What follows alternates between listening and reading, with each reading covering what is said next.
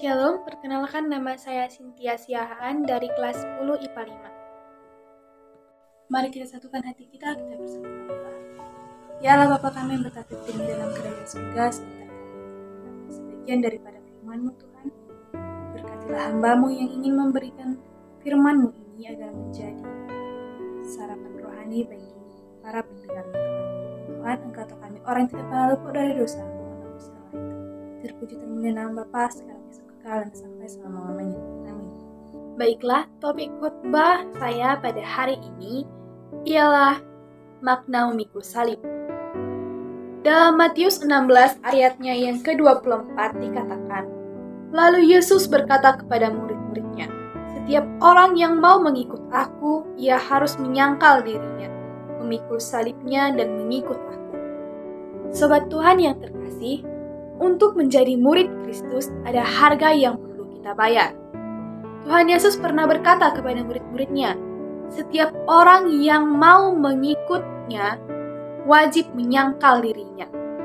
Artinya ialah, ia harus menomorsatukan keinginannya dan harus menomorsatukan keinginan Tuhan serta mampu memikul salib. Salib seringkali menjadi sesuatu yang bukanlah diinginkan oleh manusia. Karena salib itu identik dengan penderitaan dan rasa sakit yang dirasakan oleh seseorang tersebut. Oleh karena itu tidak mudah bagi manusia untuk menerima, merangkul, bahkan memikul salib dan membawa salib dalam kehidupannya sehari-hari. Kendati demikian, sebagai pengikut Kristus kita harus sadar bahwa yang menjadi hakikat panggilan hidup kita ialah untuk membawa penderitaan itu sebagai milik kita sendiri. Dalam Alkitab ada satu ayat yang sangat menarik, yaitu yang tertulis dalam Lukas 14 ayatnya yang ke-27. Beginilah firman Tuhan. Barang siapa tidak memikul salibnya dan mengikut aku, ia tidak dapat menjadi muridku. Dalam ayat ini dijelaskan jika kita tidak bersedia memikul salib, maka kita sama sekali tidak layak untuk menjadi pengikut Kristus. Itu sebabnya saya ingin memberitahukan 3 makna memikul salib. Yang pertama ialah bertindak melawan keinginan daging. Dalam Galatia 5 ayat 16 dikatakan, maksudku ialah hidup oleh roh, maka kamu tidak akan menuruti keinginan daging. Dengan kita menomorduakan keinginan dunia, maka kita sudah mengikuti keinginan Tuhan yang disebut dengan memikul salib. Yang kedua ialah bertindak melawan arus dunia. Dalam Roma 12 ayat 2 dikatakan, janganlah kamu menjadi serupa dengan dunia ini, tapi berubahlah oleh pembaharuan budimu, sehingga kamu dapat membedakan manakah kehendak Allah, apa yang baik, yang berkenan kepada Allah, dan yang sempurna.